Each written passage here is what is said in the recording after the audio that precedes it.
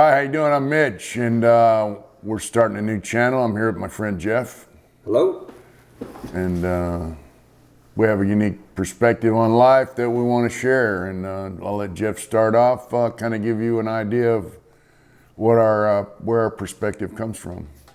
Well, certainly our perspective comes from, clearly we both have walked different lives, we have different experiences, but one thing that we do have in common, and that is we both love our families, we love our country, and we think that some of the things that are going on nowadays really might be add a different spin on it and a little better perspective from a couple guys that know what it feels like to be in a bad place for a long time.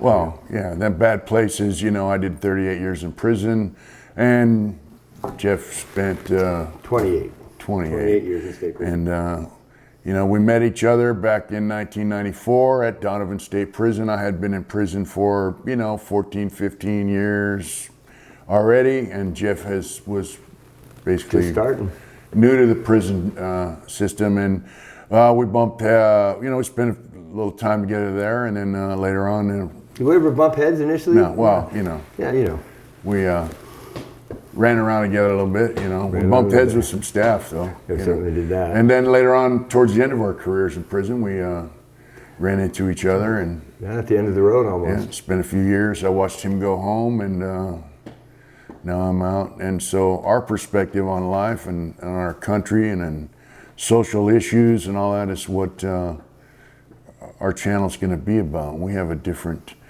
He's a businessman, and I'm a biker. Well, it certainly is a different perspective, but I think one thing that we found is that we certainly have far more things in common. But one thing also that we found is when you take away all the clutter of normal day-to-day living and you get down to the bare facts and necessities of it, you begin to learn the things that matter and the things that don't. Yeah. And it seems to us that a whole lot of things that don't matter seem to be the only thing that people are focusing on. Yeah. Instead of focusing on the things that our country needs, instead of focusing on homeless kids sleeping in cars in downtown LA, instead of focusing on kids that don't have parents at home that need a society to help raise them or to take care of the elderly when they get sick, it just seems ridiculous to us that somebody's not doing something about it. We live in the richest country on earth. We just gave away $100 billion worth of equipment to the enemy. I just don't understand why we can't get kids in a home where they... Well, we got veterans that fought in wars. Absolutely. Living on the streets, strung out on drugs, so yeah, because nobody seems to care about that. But well, I got an idea. Let's stop closing mental hospitals and let's stop opening stop opening prisons and divert that money to where it could help some people do some positive things. So I was in prison for second-degree murder. I was involved in a bar fight. I have two co-defendants, and during the course of a fight, I was 17 years old. My co-defendants were 24. Somebody else stabbed the victim, and he passed away. And we went to jury trial, and all of us were found guilty. I was found guilty of second-degree murder by vicarious liability. And what's funny, Jeff, is towards the end of the trial, the judge told the district attorney that it's obvious that this guy was involved in the stabbing aspect of the case. These other two guys, all you proved is they got in a fight and ran away before the cops got there. You got 2 days to bring in evidence against them, or I'm gonna let them go. And the very last witness came in and changed his story from the preliminary hearing, and that's what got me convicted. And he admitted that he was saying what the cops told him to say on the witness stand. And so I experienced a level of, coercion, corruption, intimidation, and an abuse of power by the criminal justice system, as you did as well. I don't know if you want to talk about that. Well, we certainly know that in this country we have the best justice that money can buy, and that's you really get a front row seat on that when you get to prison. And you see that the majority of the people in prison come from economically depressed situations, and they're unable to buy the justice that they want. They're unable to provide the expert witnesses that they need to prove their innocence, and they're unable to fight against a system that is stacked against them. The whole belief that innocent until proven guilty is a farce, and nowadays in this country, you're guilty until you're proven innocent. If you look at the gross disparity between the ethnic breakdown in prisons, I think that speaks volumes to it. Oh, yeah. There's a reason why there's only 10 or 12% of white people in California prison systems. There's about 55% Hispanic, good 35-40% Black. So, and then the rest. And the Pacific Islanders, Asians make up a good chunk now, more so. It's than not because whites don't commit less before. crimes, believe that. It's because they have access to more resources. And so when we talk about, the Black Lives Matter movement, such of that nature, the message is a little bit lost in all of the clutter. Well, the reality is that everybody matters. But the reality is, if I have $1 million and you don't, and we both do the same crime, you're probably going to do time and I'm not going to. And that's the problem with the American justice system. I always saw prison not just as a race thing, but as a class thing. Mm-hmm. And I had some discussions with some of the black folks in there about that, and Hispanics too. It's a class thing, I grew up in San Diego, in a town, Lakeside, which is kind of, I don't want to say lower class, but it's lower middle class.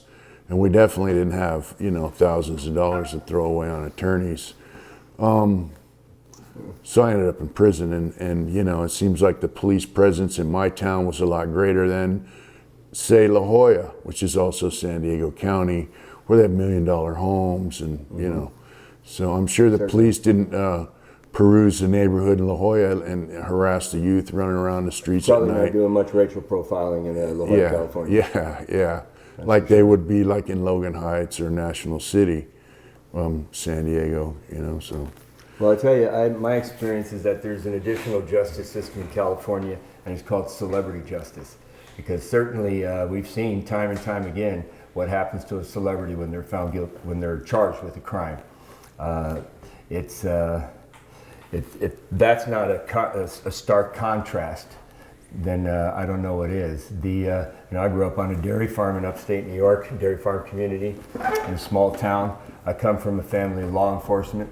My grandfather was a retired Alexandria Bay police officer, and he became a justice of the peace in a small town called Clayton, New York. My uncle was chief of the biggest police department in the area, Watertown Police Department. My cousins are cops. I don't hold it against them.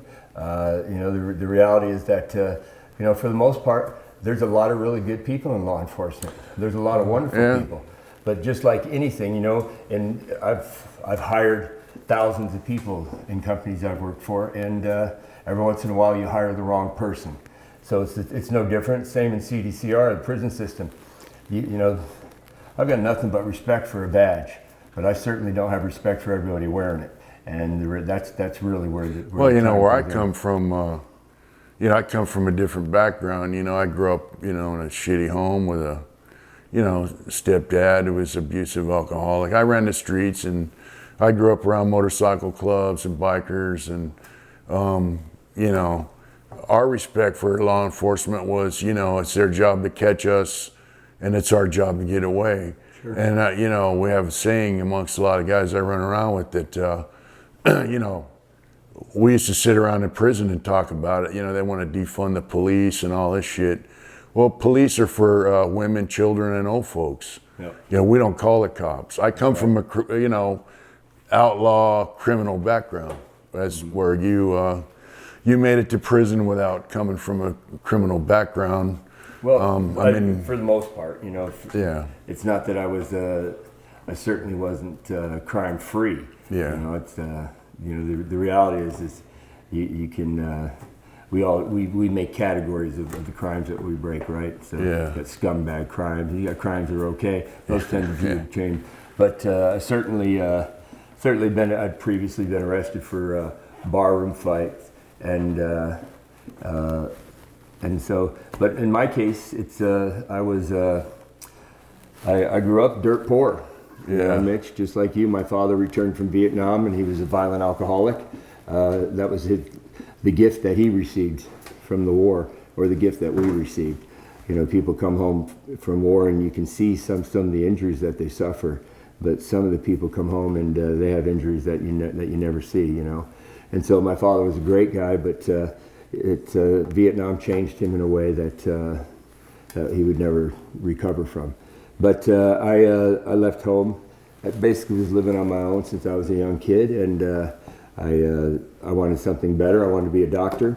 I went to join the Navy, and but when I got out of the Navy, I went into banking, into business, and built a successful career, both in banking and data processing, and then with AT&T. And then I bought a franchise from AT&T and opened a telecommunications company. And life was great. And then on what really was one of the best days of my life, I was coming home after emceeing a beauty contest, and a white Jaguar ran a stop sign in front of me. And I collided with that vehicle and it exploded on impact. You know, much has been written about this, but not much of it true. And well, that's how it works. You know, the media is always very truthful, right? Yeah. They never lie. Yeah. They never exaggerate, and they never lie. Well, I know one thing: the media is they're never influenced by celebrities. The media is certainly not your friend when you're the person committed that is being accused of committing a crime. Yeah. In my instance, it was no different. 90 days after the car crash that resulted in the death of Frank Sinatra's right-hand man and made man in the mob, Joey Rizzo, 90 days after they held a full-day hearing at the Department of Motor Vehicles, in which everybody who was involved in the trial was there. Evidence was given, testimony was taken, and at the end of that day, with all due respect to those that lost so much, you know, but I never lose sight of the fact that somebody's father, somebody's friend, somebody's brother was killed. It's, I certainly didn't want anything like that to happen. But at the end of the day, they ruled Mr. Rizzo as the proximate cause of the collision for failing to yield at a stop sign. That same day, when the district attorney lost at DMV, and you would think, since they make the rules of the road, that they knew what they were talking about, they hired a new expert. See, that's where economic disparity occurs, because they'll just keep hiring experts until they get one to say what they want them to say. Well, that's how it works. You know, in my case, they spun the story over and over and over, from the preliminary trial, because I went through a jury trial and with two other co-defendants, and like I said, I was convicted on the testimony of during the preliminary hearing. He says, yeah, they came home and said they got in a fight at a bar, and then in the trial, a guy came in and said, they came home and told me they stabbed a member of this motorcycle club, and said everything you needed for a conviction. So and Lord knows that person wasn't coached, right?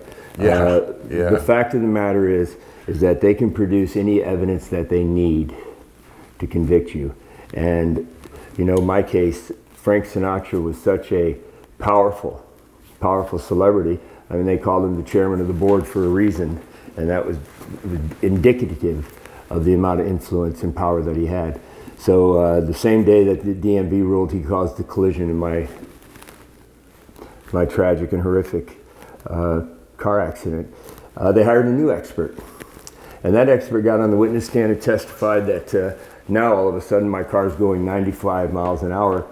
And so I was beyond a little dip in the road, so that they could overrule DMV's finding by saying, well, when Mr. Rizzo pulled up to the stop sign and looked to the right, he couldn't see my headlights, so he entered the intersection, and then he became the one who had the right of way. And so I ended up, they made an animated video, which was actually pretty amazing technology back in 1992. I hired an engineering firm. So on one side, their expert witness was Riverside County Sheriff's deputy, which his entire curricular vitae on accident reconstruction was a 2-week training course, and then I think he had an AA in pottery or something.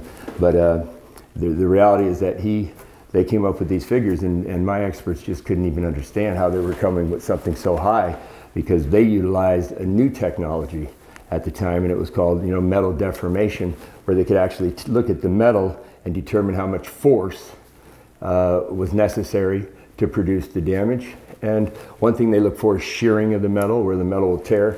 And in my case, there was no shearing of the metal. It was just a dent. Yeah. And the axle broke, and it punctured a fuel cell in a Jaguar that had already been killed 179 people in car accident fires because it had the same problems as the Ford Pinto and the GMC truck, and it was outlawed. They no longer could produce it because of the saddle tank and the danger that it represented to the occupants. So I hit him without shearing the gentleman that did the science behind it, Mr. Harry Creeper from Creeper Engineering in San Bernardino. He's since passed away, but really nice gentleman. But he just couldn't really, I don't think the jury grasped. So you had expert witness that said the metal will shear at a certain speed. At 61 miles an hour. And the metal hadn't been sheared, so. Right. And then they produced their own expert witnesses to say other things to try to prove their case. So imagine if you're some guy in Los Angeles, in South Central Los Angeles, who gets arrested by LAPD, thrown in the towers down in downtown LA, and once you get in LA County Jail, you heard all the horror stories of that place. You better know how to fight, you better know how to get along, you better know how to maneuver. So you got to deal with all that. You don't, unless you're a big time, drug dealer or whatever, a shot caller, you don't have the money to hire an expert witness. No way. So, I used to run into guys all the time in prison that said they were innocent. And I'd be like, yeah, sure, yeah. One of them's a good friend of mine, Beep. And,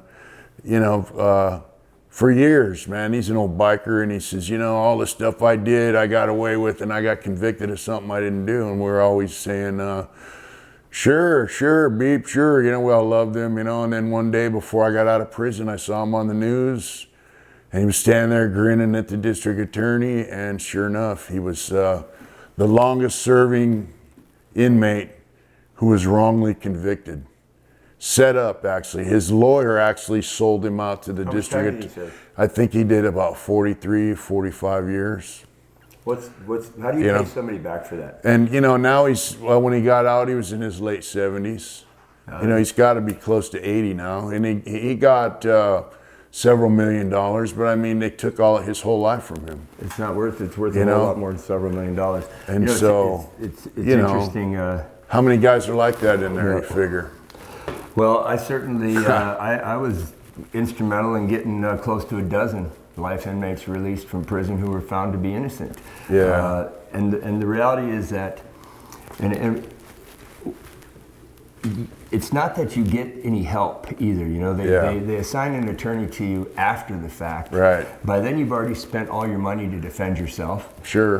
That's if you have money. If you have money. That's if you're not using a public defender in your original case. Well, and sometimes the public defender will even be better than the one you hire because you believe you're hiring somebody with quality and that'll give you a defense. Right. But the fact of the matter is nobody cares about your life more than you, or for the loved ones around you. Yeah. It's the attorney may act like he cares, but he doesn't care. He's there to make money. He's doing a job. That's right. And it doesn't necessarily mean he's going to do the job answer me this: when the court appoints a lawyer to you, when you're accused of a crime, who's the lawyer work for?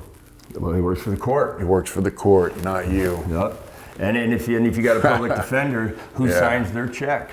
The same person that signs the district attorneys. That's right. The Secretary of the State. The reality is that if you don't become versed in law rapidly, then you're not going to know when they're violating your rights. My case is no different, Mitch. I was a young businessman. I knew business. I knew how to build companies. I knew profitability. I knew how to engineering business policy. I knew finance, marketing. But what I didn't know was law. I knew business law. I knew contracts and what's defendable and what's not. But unless you have a significant grasp on post-conviction law, which is something nobody studies until they get convicted, right? Then you're not gonna know when the railroading starts, and when you do figure it out, it's gonna be too late. Yep. My case is no different. It's interesting that the day that the district attorney loses at DMV. And to me, it wasn't about win or loss, right? A district attorney's job is not to prosecute you. His job is to find the truth. To present the facts of the case. To present the facts, right. But they have they have an ethical duty to, if they find that you're innocent, then they should be the ones that are Right. that are going to the court saying we're not dropping charges. It's not. It shouldn't be about winning and losing for Right. them. It should be about finding the truth. Right. I became. But there's no career advancement for an attorney, district attorney, a deputy district attorney, right? There's no career advancement in saying, hey, this guy's innocent, I'm not sending him to prison. There's only career advancement in convictions. Absolutely. And they're proud of their conviction rate. Sure. Right? And so what do they do to get a conviction? They stack so much on top of you that the risk of possibly losing is too high for an innocent man to take. So he's rather going to go do 10 years as an innocent guy instead of rolling the dice for a life sentence. Right. And that is just so wrong on every level. Yeah. You know what? If we had a justice system that was truly blind, or that or impartial, hear no evil, see no evil, or impartial, then you certainly wouldn't have the cross section in prison that you have today. Right. You wouldn't have such disparate numbers. Yeah. The fact is that But I have a buddy whose dad molested his own kids, right? First of all, what a horrific crime, you know what I mean? Yeah. He wouldn't have to be worrying to go to court if it was my kids he touched, right? But he certainly, he showed the power of money. He didn't do one day for molesting his own grandchildren. And he should have got killed for it, is what he should have got. Should have got a death sentence. Yeah. The bottom line is that, this is. I'm not going to disagree with you on that. Talk about a violation of trust, right? With your own grandchildren. But his son wanted him prosecuted, but his dad had more money. Yeah. And because of his money, he was able to walk right through a system that was designed for the rich. Not only is there a disparity as far as class and in race in some cases, right? As far as a proportion amount of lower middle class to lower class of society guys, living in the ghetto, or lower class, whatever. There's also, for guys that, like you and I both had 15 to life. Mm-hmm. For people that don't know that, that's called term to life. Term to life. Term is 15 years. Life is the exception. And the reason they did that was because if you were in prison for murder or certain crimes, you got that life top. Is if you go to prison and you fuck up and you're not deemed worthy enough to come back to society, they can keep you in there for life. And they changed the law without changing the law. We had a governor, Pete Wilson, that said, no, life is your term and 15's the exception. So I went in as a 17-year-old kid and I got out as a 56-year-old man. Because when I went to board, they started changing things. They appointed board members. The governor appoints the parole board. Correct. And they say, denied. We'll find you unsuitable for parole. Unsuitable.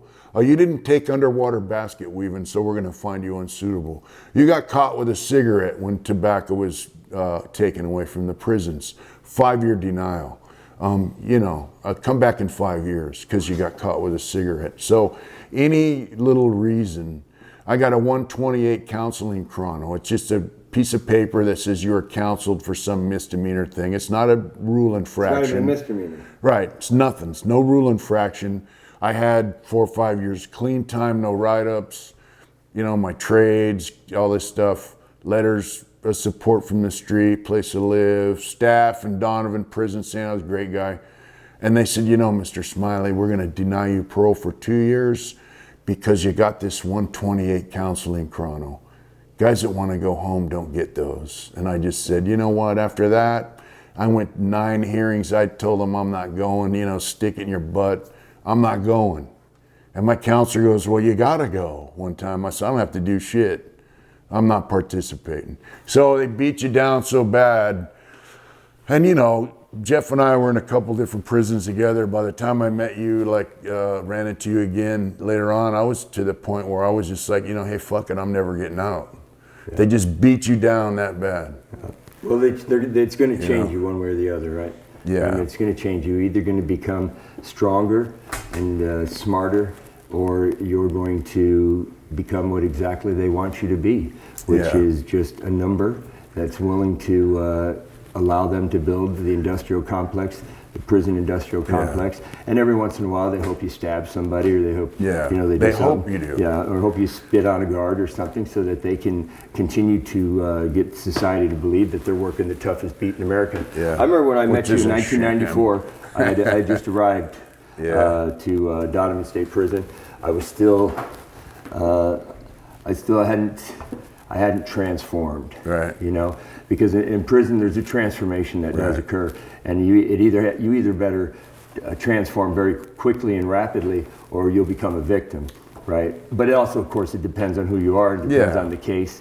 You know, I became the first person ever convicted of second-degree murder as a result of a car crash in Riverside County.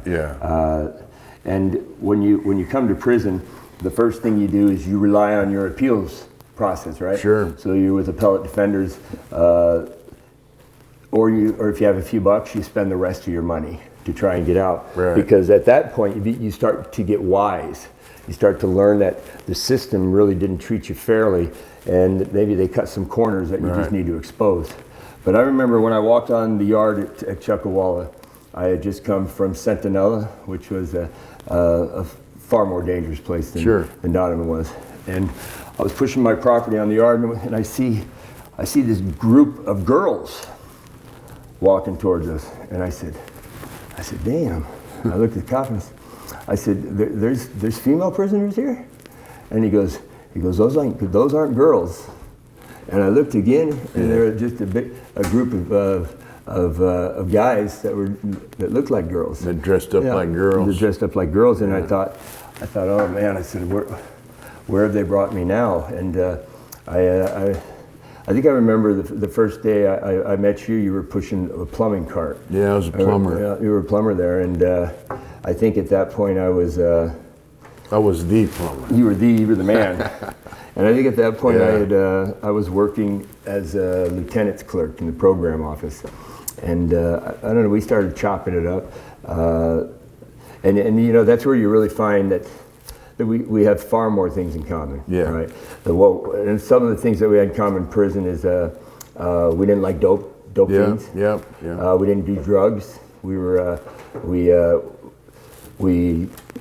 tolerated about a thimble of shit from anybody. And and you're just trying to find a few guys that you can have a relationship with, so that you can hold on to some bit of humanity. Well, you know, when I met you, I could tell you were fresh to prison, and I could tell you weren't your average, you know, criminal, dope fiend, you know, prisoner. And you know, I come from a biker background. And by that, you know, I'm not going to say it, you know, I used to snort crank. I never shot dope. I used to snort crank, drink, smoke weed, all that shit. By the time I met you, that party was about done. Right. And, you know, I had it up to here with the drug addicts and shit in prison, and the fun was taken away, and it was just, you know, prison was changing. So when you meet people that you can go, hey, what's up? You know, just people don't realize, if you go, hey, what's up to some dude who's some turd, right? He looks at that as an in to, oh, that guy just said, hey, what's up? That's an in for him to get in your pocket, get in your business. You know, so you look for guys that you can say, hey, what's up to? And they just take it as, hey, what's up? Like, hey, all right, that dude's, you know, you're recognizing each other as all right dudes. Well, game recognizes game, right? Yeah. They say in prison. Yeah. And you were a wise guy by then. And stand-up dudes recognize lanes. Stand-up dudes recognize lanes. And you know, there was an old story. You know, I don't have to be the toughest guy in the joint as long as my friends are. And but you know, they still had weights back then, and you know, we were both involved with that. I used to pound the iron pretty hard, and you know. And then when I ran into you again later on, I thought, yeah, he got it, you know. Yeah, it was a little different. But, yeah, you got it. You know, it's. I think what I got more than anything was a full plate of the injustices that not only happen when you go to prison, but the injustice that happens when you get to prison. Sure. Because while you're in there, I fought them every day there's not a day in prison that I didn't fight the system. Yeah. Because, I knew a couple things. One, I knew that my family was waiting for me, that my kids were growing up without a father, my wife was growing up without a husband, and I knew that if I was ever going to change that it was going to have to be changed by me. Yeah.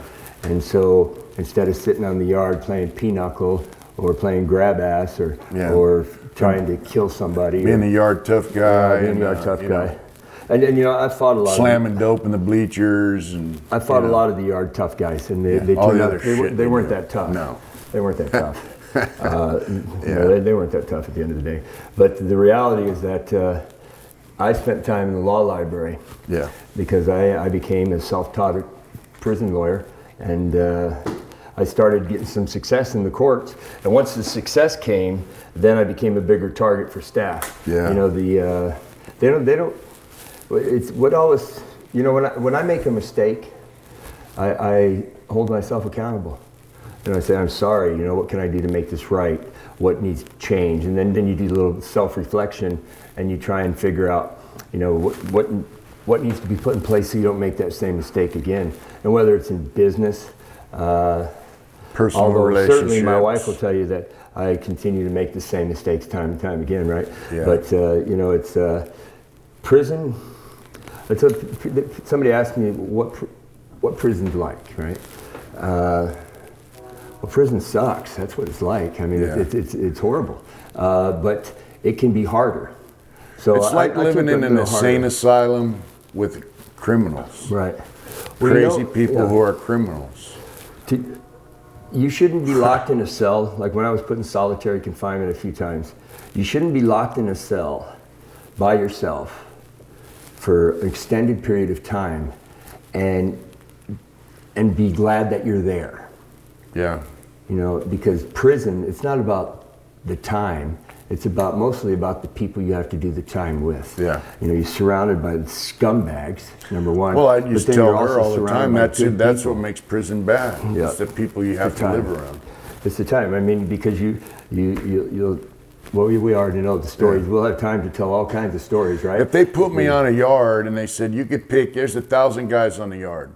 And they said, Smiley, you're never getting out of prison. You're going to be on this yard the rest of your life, live in this cell the rest of your life, and you're going to have a job somewhere in this prison, whatever. And you could choose the 1,000 guys that you want to be on the yard with you during your term. And they're going to be here with you the whole term too. Right. Prison wouldn't be that bad. No. But they just throw you on a yard with dudes that are there, guys that come and go and whatnot. And there's some pretty asshole, shitty ass people. Well, I mean, there's some pretty... I used to watch guys go dudes. Home all the time, and I would say a prayer and hope that they don't come in contact with my family because they were dangerous, they were predators, and it seemed that the system wanted them to go out there and do a new crime so that they could shut the door even tighter and keep the Well, you know what I used growing. to say is, as taxpayers, you pay for prison. Your tax dollars support prison. Now, when you go to the store, you pay for something, you get a product. So the product that the taxpayer gets is the guy who walks out of prison every day. They're getting a defective product 99% of the time. Because there's no accountability. Right. There's nobody watching over how they're spending the money. Nope. I mean, they even steal from the inmate welfare fund. That's what the prison system do. You want to talk about a system full of smoke and mirrors. We've been through enough classes. We've seen enough of the bullshit. Yeah. But I certainly would have hired maybe 5% of the guards and the teachers that I came in contact with. And the free staff. Because nepotism is alive and well in the California Department of Correction. Big time. And that's what it is. It's not rehabilitation. Especially at that CMC California West, we had Department like of Corruption. 5 staff members from bottom to top. They're all related. And then what happens? You got this guard that's violating civil rights on a consistent basis. And then their dad, who's the yard lieutenant, he's covering for him. And then his uncle, who's the chief deputy warden, is covering for him. And then that guy's wife, who's a correctional counselor 3, supervisor counselor, and then when they write you up, then his so-and-so uncle here's the 1/5 the disciplinary actions taken.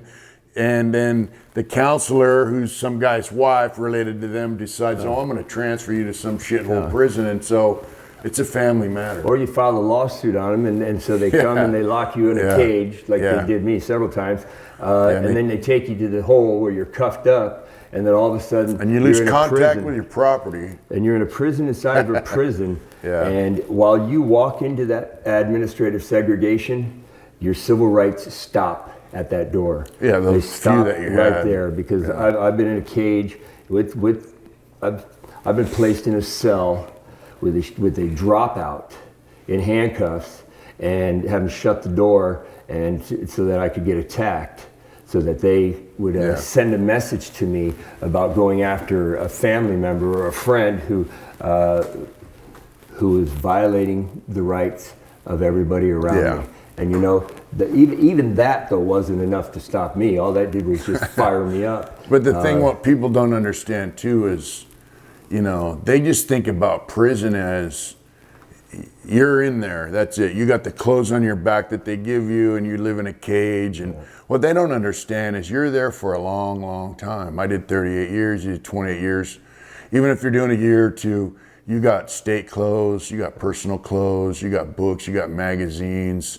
I had art supplies because I'm an artist. I had photographs. You got legal work. And law books. You have law books that you buy. You have legal transcripts. You have, you know, cosmetics, radio, whatever. So when you go to administrative segregation, which people would know as solitary, the hole, you lose all that. Yep. They take you away in handcuffs and lock you in a cage, and then some staff member packs all your property in a box, labels it box 1, box 2, box 3, and puts it in storage. Well, that's after he hooks up his pets, and his confidential informants, and his rats, and everybody else. Yeah, with all kissing your extra his ass shit. with your extra.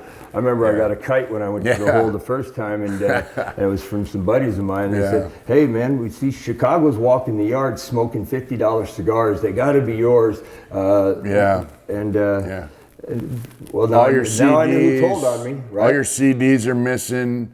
You know, I got rolled up in San Quentin for selling tobacco. I had probably $10,000 worth of art supplies. They all come up missing. All my CDs are missing. Everything. All your bowls. Like, you know, people don't understand the significance of having a bowl, a nice Tupperware style bowl. Yeah, I mean, or a few of them. They were all gone. You get in line for that, right? They're all gone. You know. You know, I mean. Well, they're not gone. They're just, some turds they're just gone from you. Some turd has them. But you know, it's some teacher's pet. It's but it's interesting when I remember when we AKA when we first, rat informant. AKA rat informant. I remember when we first met. You know, I thought you were a pretty cool guy. I thought, wow, man, that guy's been down 17 years. I said, I can't even imagine doing 17 years. Because I still had this belief, this hope that justice would prevail. You know, I love this country. I was a veteran. I'm a former U.S. Navy corpsman, and I believe that, you know, in time that the truth would be revealed. But if somebody would have told me then that it would take 28 years for the truth to be revealed, and it would take just my own efforts. That I couldn't rely on anybody to help me. I would have. I might have given up, because you know, the only thing that we can live without a lot of things. But you can't live a second without hope. And so I think I would have become maybe hopeless, but. And I'm certainly glad that didn't happen. I remember the day I came home. I mean, I was certainly glad that day had finally come, but it was something I'd waited a long time for. But you know, we were talking the other day about, you know, the law library. They have a constitutional duty to provide you the materials that you need to try and fight your case. And that doesn't happen. You go into the law library and you got a law book, and instead of somebody taking notes, they just rip pages out of the book. Or the book's outdated. They don't have the updated books for law. It took me 23 and a half years to finally win my own case against the parole board. And I'd never really looked at my conviction. my own conviction because I had attorneys to do that, and so I figured that ship had already sailed. Yeah. But I started getting success, but I wasn't getting success for me. I was winning everybody's case but my own. But So you were doing legal stuff for other guys? I was a jailhouse lawyer, Yeah. and what they call a jailhouse lawyer. And you know, in prison it's all about consequences, right? Yeah. You have a severe consequence to get there, and now you get to make decisions for yourself that have consequences. And no matter what Yeah. that decision is, Yeah. you're going to have a consequence. Sure. Hope the majority of them are bad.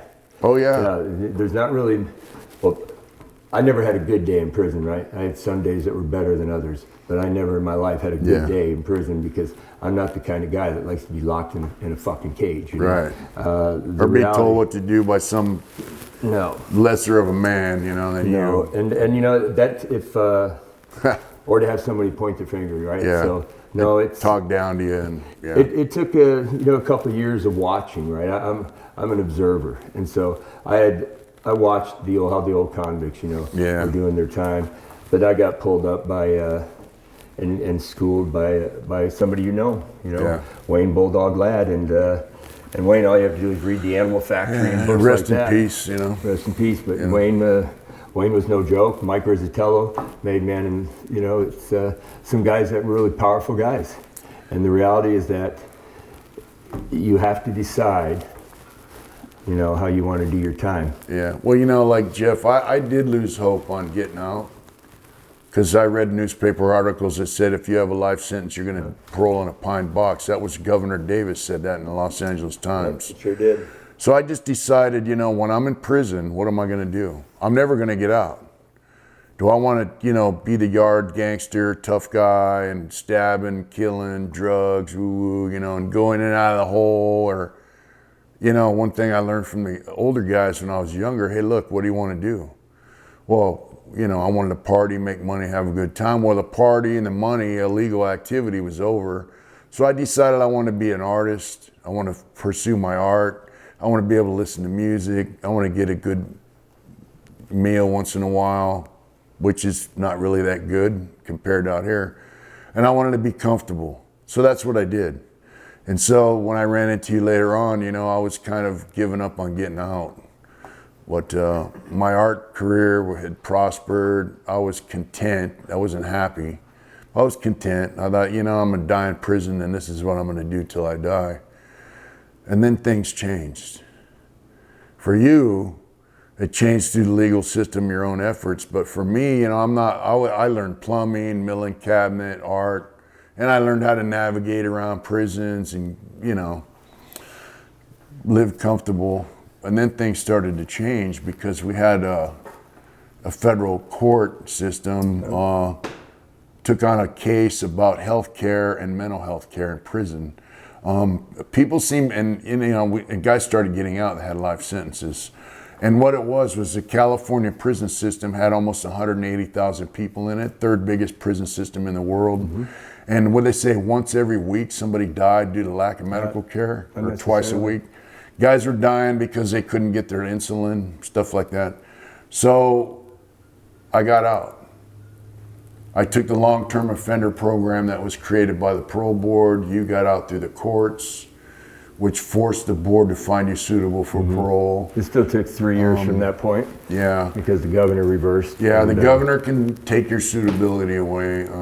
I went to the board and I never forget, I had a parole board member, and mind you, they're all appointed by the governor. Mm-hmm. And this guy was a warden at Soledad when I was there, and this guy went to board before me, and he says, man, that's the worst board member ever, he's an asshole, And my lawyer told me, oh, no, that's not, no, he's a great guy.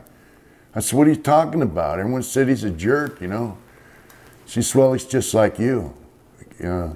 If your victim is a woman, a child, or a cop, you're through. But otherwise, just be straight. And turns out he was an ex-Marine, trained ultimate fighting, worked his way up through the system. And I went to board, and it was the most fairest hearing I ever had. Found me suitable for parole, and I was shocked. Well, it's a blessing because but we both know countless guys that are in prison that are innocent that are going to die there. These are guys that, you know, that they relied on the wrong person to do the only writ that they have, the only chance they have. You know, I studied law for 10 years, 10, 12 years before I rolled that dice, you know, against the parole board. The fact of the matter is that something has to change, but hopefully it's not us too much. People, you know, but prison is going to affect us. You know, somebody asked me, what happens in prison? You know, how do you change? And I told them, you know, to describe prison, imagine that you had a bedroom that you lived in for 25 years or 28 years.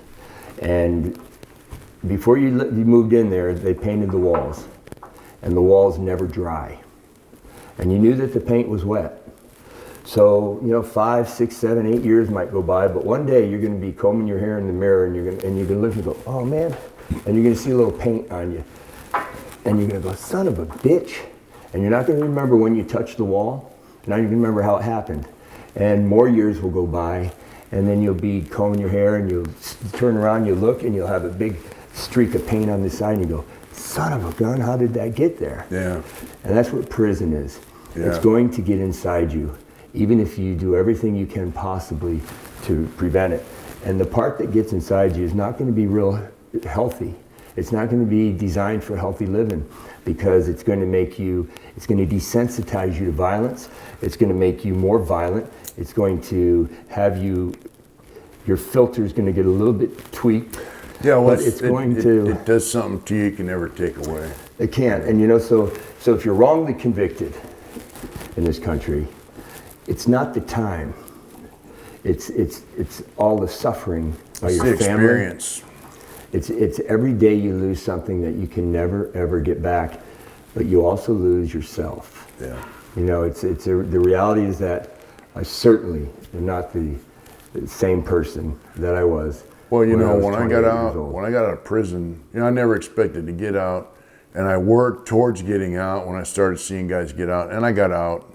I had to kind of reinvent myself to what I was before I had the really shitty, you know, fuck you mentality.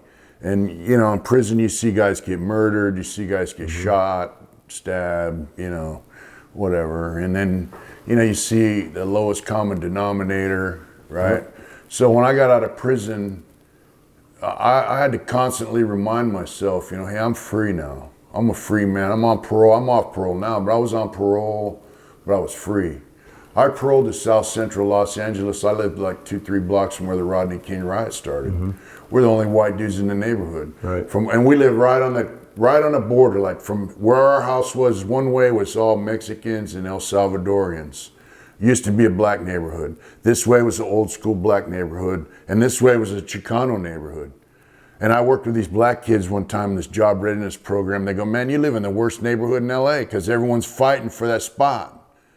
And there was shootings and helicopters all night and cop. They killed a dude like 3 houses down from the cops. Yep. And they go, but you're white, man, don't trip. They're not gonna mess with you because you're white. So, but I was happy to be there. A black dude in my transitional housing said, man, I love you, dude. He goes, you're doing it moving from the day you got here, you've been out and about. And these other dudes that come here, we're the only whites in the whole neighborhood. He goes, they sit here on their phones crying their mommy that they're living in South Central, you know. My wife said, hey, you're the only guy I know that enjoys being at the DMV. Well, you enjoy it, well, at least initially, right? You don't enjoy go there anymore, probably. But you know, it's because the type of person that you are and the type of person that I am that we didn't have the same concerns in prison that a lot of people have. Yeah. Because we certainly could take care of ourselves, and we certainly had built a reputation to that effect. But I remember I was at level 2 and I've been involved in half a dozen riots. Yeah. And believe me, it's everyone talks about it's a good game, but you get a pretty good pucker factor when you're getting ready to go out to a yard, and you know it's going to be 30 of white boys against 350 Mexicans. Yeah. You're not talking all that high power shit then, I'll tell you. But you better represent. or they'll be holding court on your ass afterwards. Yeah. But the fact of the matter is that I remember I went to, they had me go to Old Corcoran for, because I had 602'd them on some medical stuff. So they gave me a little diesel therapy. They used to call it in the prison system, right? Put you on a bus, get you far away from your family, without your property, and so you get no visits, no property. And that's supposed to break you from writing another 602. With me, it just had me write more 602. And a 602, for those of you who don't know, it's like a grievance form. Yeah. So. And because the pen is certainly mightier than the sword.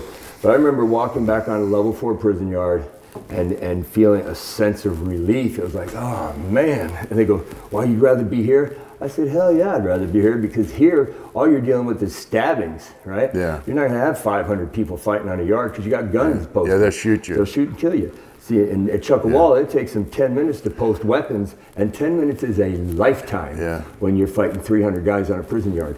And so I'll tell you, talk about the slowest 10 minutes of your life. A 10-minute ride seems like an hour. I've been in a couple of them, on level 4 yards actually, but you know, so we experienced all this, man, and you know, while we were in there, and this is kind of what our channel's headed to, is you know, we watched TV every day. It's our babysitter. And I used to watch the news, and towards the end of my career, we had CNN and Fox and all this other stuff. But we would see social issues on TV, documentaries, news, all this other shit, you know. And you know, when I came to prison, they said, hey, look, youngster, if it ain't worth killing over, it ain't a problem. It's not a problem. So I would see all this shit on TV and just think, man, what the fuck's wrong with people, you know? Yep. You know, some guy going and, you know, guys you can use whatever bathroom you identify with, or, you know, all this other. We were just like, dude, what's wrong with society? So I think you and I, doing the things we've done, been where we've been, we have a different perspective on society and on the problems that people think are major problems out here. And the problems that they don't even see as a problem, that we think, man, why aren't you focused on this problem? And that's kind of what I'd like, you know, to certainly, the direction I like to go with this channel. Absolutely. And you know, with us, it's always been that way. It's always about the kids too. As well. It would be horrible to let all this pain and suffering go to waste. Yeah. And when we can be turned into a message that's powerful, number one, that comes from a position of strength, number two, because we still believe being a gangster is okay, but being the right kind of gangster, which is, gangster to us is something different. That's about going home, taking care of your family, being a father, being a husband, but also being a contributor to your community and allowing people to understand that good people fall down and great people stand up. And so we're a couple good guys that fell down, and we're a couple great guys now that can be valuable to a degree that others can't be. Well, you know, so you met my friend last night, you know, he's got family, he's got a pad. Yeah, he's a gangster. And, you know, never been arrested. Never. That's gangster shit. Yeah, he's not slapping his wife around after he drinks. He's not beating his kids. The discipline and the fortitude it takes to do that's manly shit. But he also has respect for you, and you know what? Well, for people in general, you know. For good people. Yeah. And you're a good person, Mitch. You know what I mean? We don't see eye to eye on everything. How the hell could we? I mean, look, you're a crusty old biker. I'm a sharp-ass businessman. How can we see eye to eye on everything? But the fact of the matter is that's a new gangster to me. Yeah, of course. 9 to 5, bust your ass, come home tired, and get up. You know what Mike Tyson said? But help the kids out. Mike Tyson said, discipline is doing shit that you don't like doing and acting like you like it. Yeah, well, and integrity is not what you do when the camera's on. It's what you do when no one's looking. Yeah. And for us, we've always done the right thing, even when no one's looking. Yeah. It's about showing up. Yeah. Sometimes it's just showing up. That's all you have to do. And then that's really it.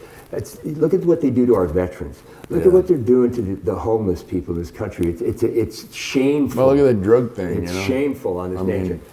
We just spent how many trillions of dollars did we spend over there in Afghanistan and Iraq? Trillion. We just left $100 billion worth of equipment. So look, we have houses drugs coming into this country from a country right next door, whose military we supply, Of course. You're gonna tell me we couldn't send a few Marines down there to wipe all that shit out and kill all them people and do away with it? You know, we have a fentanyl problem. We could send a crew of convicts down there to deal with that problem. We have a fentanyl problem. We have a drug problem. We have a homeless problem. And so we're going to show up on this channel and we're going to discuss this thing from our perspective, which is going to be different than your perspective. Yeah, but we'd like to hear from your perspective because, you know, everybody has a voice. Yeah. But we'd like to share with you. And so while we have our channel, maybe we can, you know, get our perspective on things out there, change some minds, and hear your perspective. Maybe you can change our minds. Maybe, I doubt it. But it's not going to be. It's probably not going to be candy coated, and it's going to come from a position of strength. Well, you know, my philosophy is if you sugarcoat a turd, it's still a turd. Still a turd. You put lipstick on a pig, it's still a pig. Yeah, so it's that's a good-looking pig, but you know, it's the best looking pig in the barnyard. But lipstick on a pig still makes it a pig. In fact, is, you know, that reminds me of a joke, but I'll save it for another time. But the reality, Mitch, is that we have between us over 65 years in the California Department of Corruption. And the fact of the matter is that if you want to know what's really happening in state prison, ask us. If you want to know what could be changed to make society safer, we certainly have the answers. Believe it or not, we have the answers. Or make your own life better, whatever. Or make your life better. So, but if you want to know what needs to be changed, give us a call.